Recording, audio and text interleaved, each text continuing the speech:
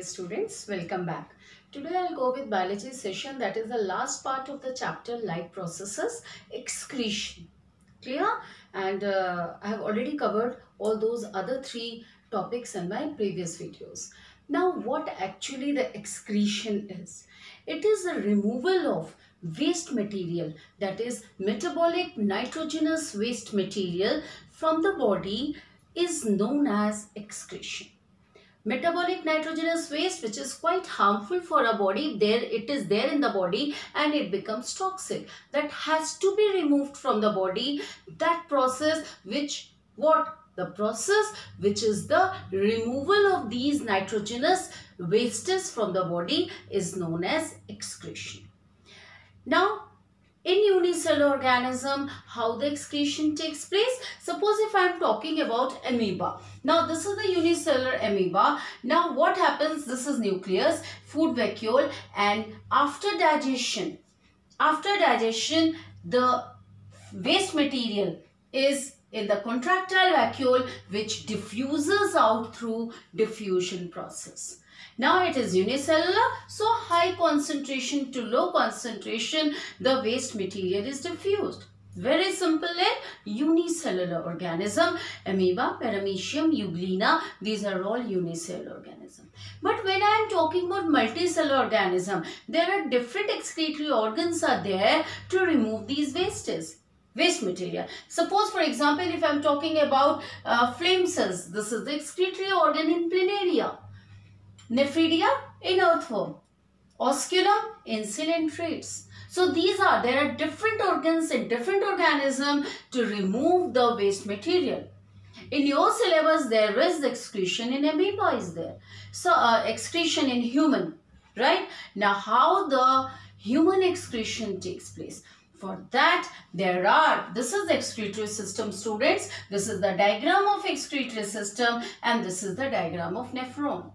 Now in human there are pair of kidneys and one kidney is a little down to that of the other kidney, which is a little downward, that is known as which kidney? Right kidney. So again this is my right side, so this is right kidney and this is left kidney.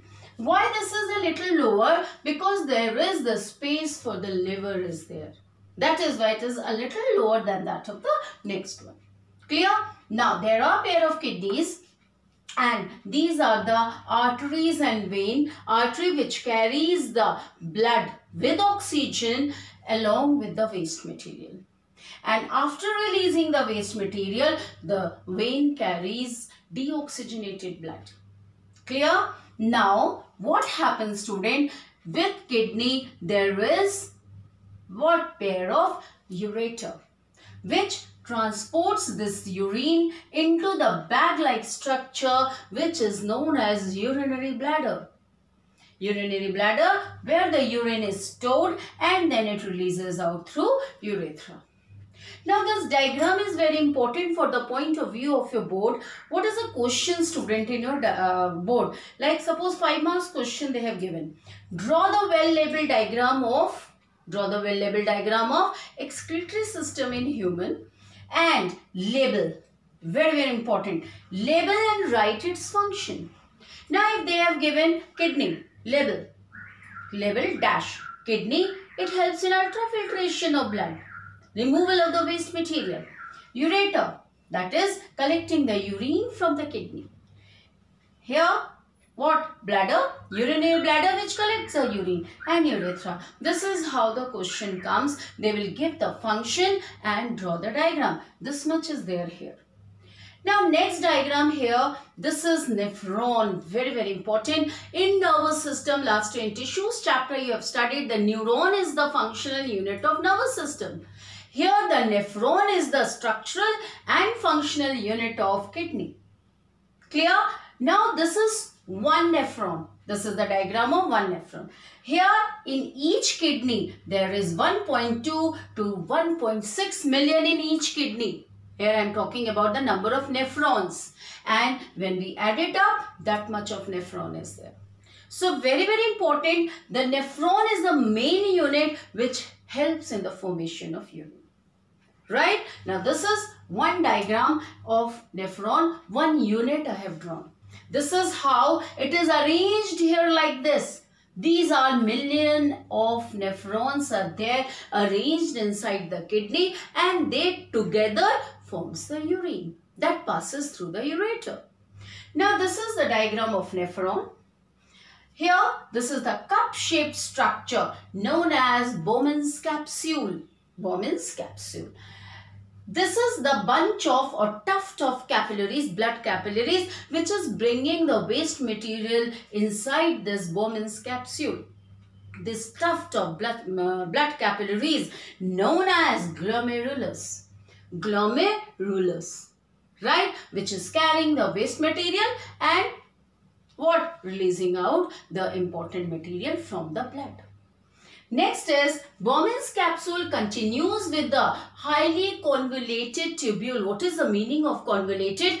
Quite turned over to increase the surface area so that more and more amount of urine could be collected and can be purified or filtered. That is why it is highly convoluted tubule. And this tubule here, it becomes U-shaped, that is known as loop of Henle. Loop of Henle, and then it enters inside the collecting tubule where the urine is collected drop by drop. This portion is known as proximal convoluted tubule. Proximal means nearer to the Bowman's capsule. Distal convoluted tubule, quite far from it. That is why it is distal convoluted. 4 parts, that is Bowman's capsule, proximal convoluted tubule, loop of Henle, distal convoluted tubule, and collecting tube. This is the what structure of nephron. Now let's come to the working. Now what happens? These blood capillaries carries the waste material from the blood like ammonia, that is urea, excess amount of water. These are being entered inside this Bowman's capsule with glomerulus. Clear?